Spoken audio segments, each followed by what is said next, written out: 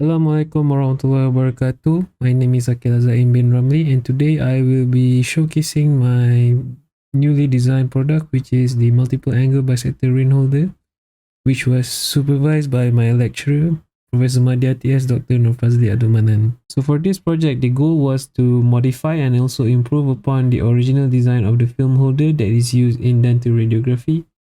So as we all know, radiography is widely used in the medical industry to determine the disease's state and also the conditions of the patients. There are two radiographic techniques that have been commonly used among dentists, which is the bisecting angle technique and paralleling technique. Those two techniques requires two different film holders to conduct. So a prototype of a film holder that can conduct both techniques was created by Nick Amirul Khalid. However, he found that there are several aspects of his design that can be improved upon, and that is what this project is about, which is improving upon his original design. Several objectives were set for this project. As an engineering student, it is important for me to study and also utilize the design process to create a new design for the film holder. The next objective was to design the best modification for the bisector ring holder, which helps in improving the prototype created by Nick Amirul Khalid, and also to provide a bisector ring holder that can help ease the dental industry.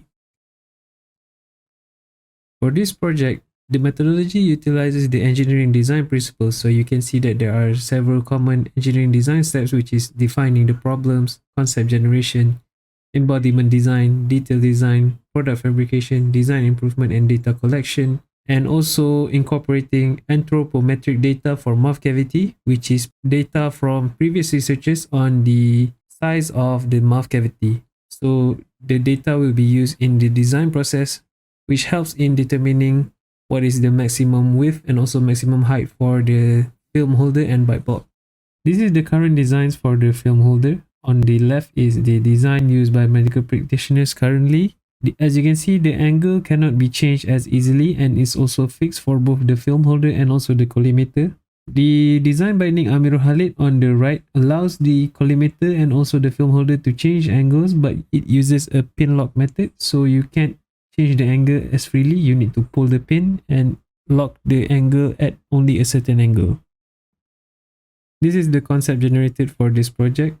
As you can see, there is a difference between this design and the design created by Nick Amirul Khalid in terms of the rotating mechanism. For this design, the rotating mechanism uses a screw method instead of a pin lock method. So with that method, it allows the film holder and also collimator to change their angles at any time. So as you can see here, the screw connects the collimator with the collimator holder, and also the film holder uses the screw to connect itself to the bite block.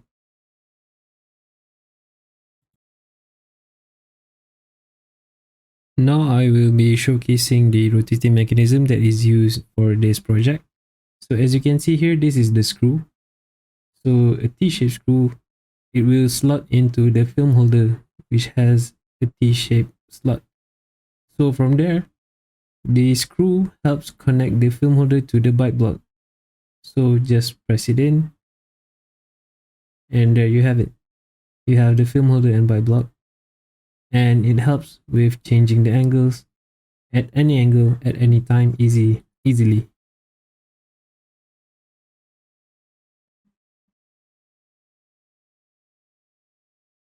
So the same goes with the collimator, which is already connected here. As you can see here, the screw is in.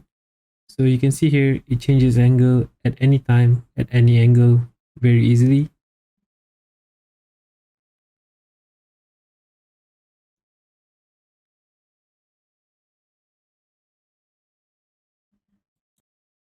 For this prototype, the method of fabrication used is 3D printing, specifically SLA resin printing.